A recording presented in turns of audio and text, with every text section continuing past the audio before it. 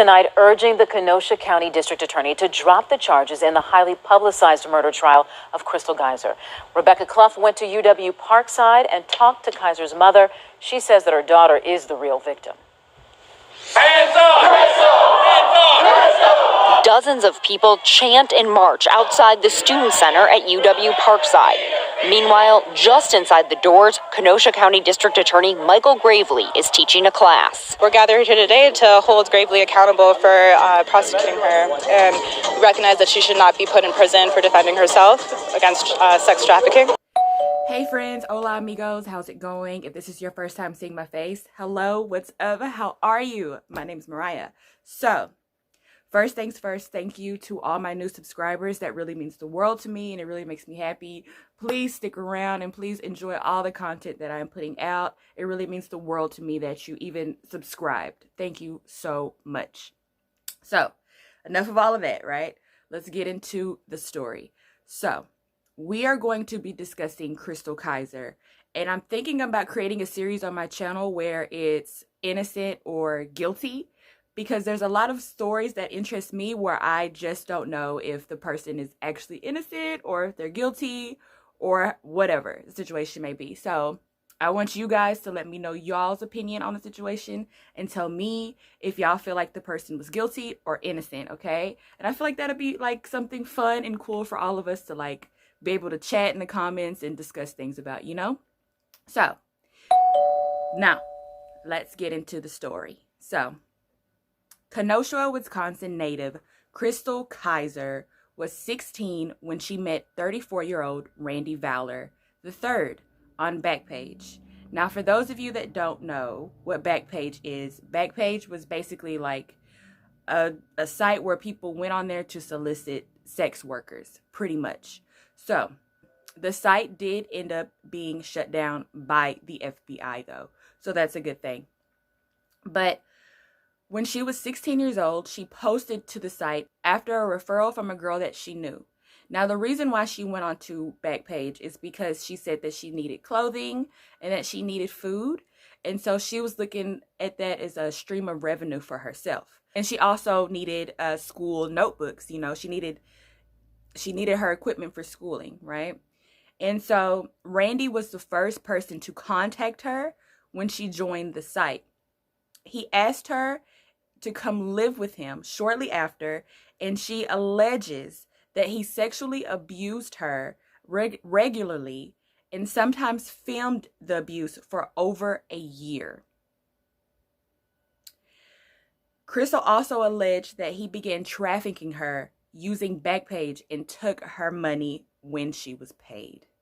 So, if that's not already like sick and gross enough, right? This man, it's weird how these men always prey on these innocent girls, right? Well, these innocent young girls that are just trying to like feed themselves, you know? And it's so unfortunate that a 16-year-old was even on the street and had to fend for herself like that, you know? And for him to take advantage of her, truly disgusting. If you watch the video that I did about Centoya Brown, this guy has nothing on that guy, okay? So Randy was previously arrested in 2017 after a 15-year-old black girl reported him to police for giving her drugs and threatening to kill her.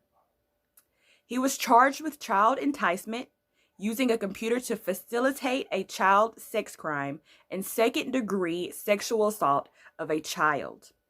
Randy was released the same day and had to pay no bail. And he was told that he would receive a court summons. The Washington Post reported that court records demonstrated that police had evidence that Valor was abusing multiple underage black girls, and there was video evidence of the abuse. Records also showed that the prosecutor's office received the evidence 12 days before Valor's death and 3 months after his arrest. Isn't that just like the cherry on top of a bad fucking story that has to do with child sex trafficking? Someone who already is a known abuser. The police knew about it. He had abused 12 at the most, from what we know, on film and recorded it. And he was released from jail without bail. They just let him go and said, here's a court summons. No regard for her, for that child's safety, or for any other child's safety for that matter, right?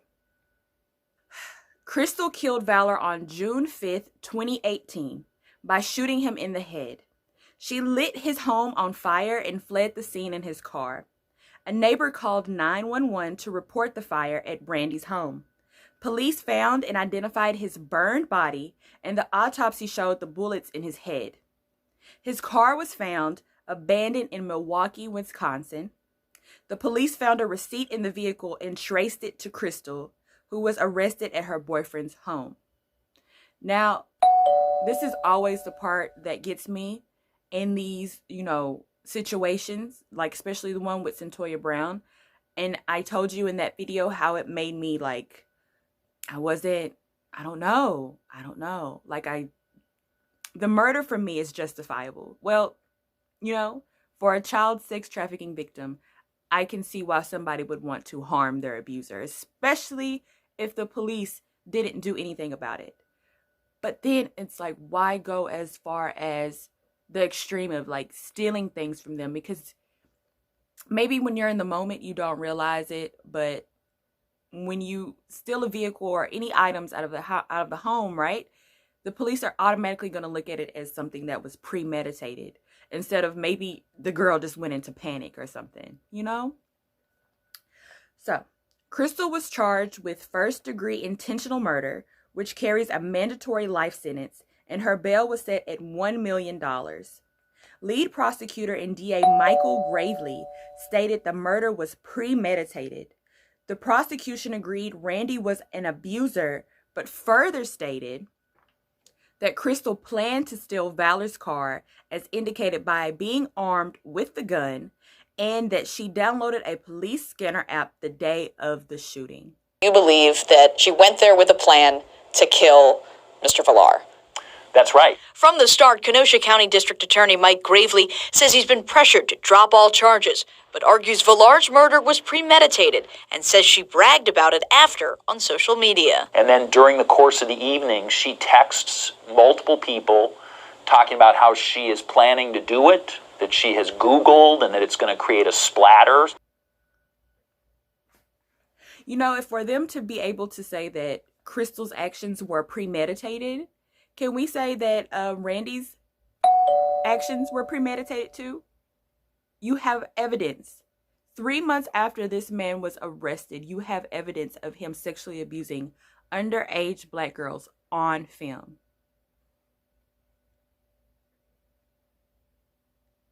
What actions were the police going to take? This was a gross negligence of a situation, of a case, of an abuser, a serial abuser. Crystal's lawyers plan to argue an affirmative defense, a Wisconsin state law that allows one to be acquitted of all charges if a crime was committed by someone being trafficked. There we go. Being trafficked. Sorry.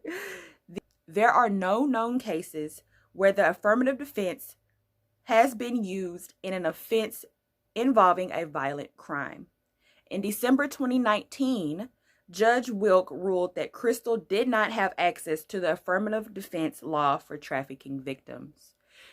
The affirmative defense, I don't necessarily understand, because if it's made to acquit a person that's being sex trafficked, but you can't have a violent, like the situation couldn't have ended with violence, how is that defense used? Has Wisconsin ever successfully used the affirmative defense in any sex trafficking case? That's my question. Because if they're saying Crystal can't use it because she murdered him, then what good is the affirmative defense?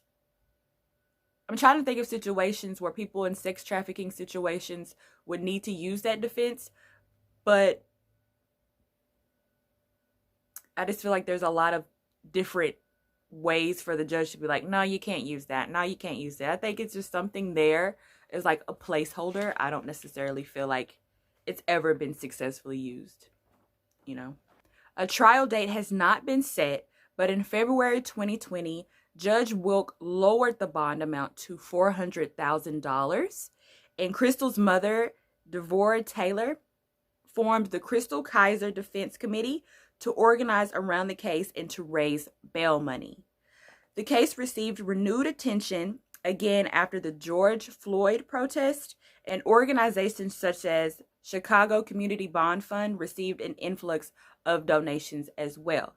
So Crystal was released on June 22nd, 2020, after she posted bond raised by Chicago Community Bond Fund, the Milwaukee Freedom Fund, Survived and Punished, and Crystal Kizer Defense Committee. After 2 years behind bars, Crystal Kizer stands outside of the Kenosha County Jail. Really what everyone wanted to relay to her was that we're so glad she's here. The 19-year-old is accused of killing a Kenosha man in 2018. She was charged with first-degree intentional homicide and arson. Communicating with a friend. Prosecutors say Kizer planned the killing, shooting Randall Volar, setting his house on fire, stealing his car. But Kizer and her supporters have long said what happened was in self-defense. Our work has really been about uplifting Crystal's story, really getting it out there that she's a survivor of sex trafficking. For the last 2 years, groups like the Free Crystal Defense Campaign have rallied behind her. Dear Crystal, I'm so sorry this is happening. Holding demonstrations and letter-writing campaigns. Maintaining Volar had sex trafficked the teen. Their support helped garner national attention.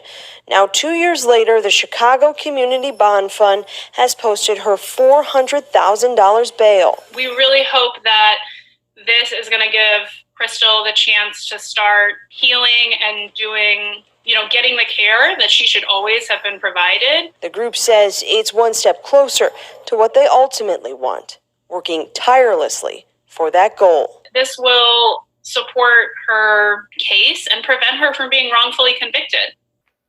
So, Crystal, she's out in the world currently right now, still waiting her trial to see what the outcome is going to be from the case. Again, this is just one of those cases where, honey, I'm not really sure if the person is guilty or innocent, right? Because there's so many factors to take into play. What we do know is Randy Valor III was a serial abuser, predator, pedophile, all of the above. He recorded it. There's evidence of his abuse as well.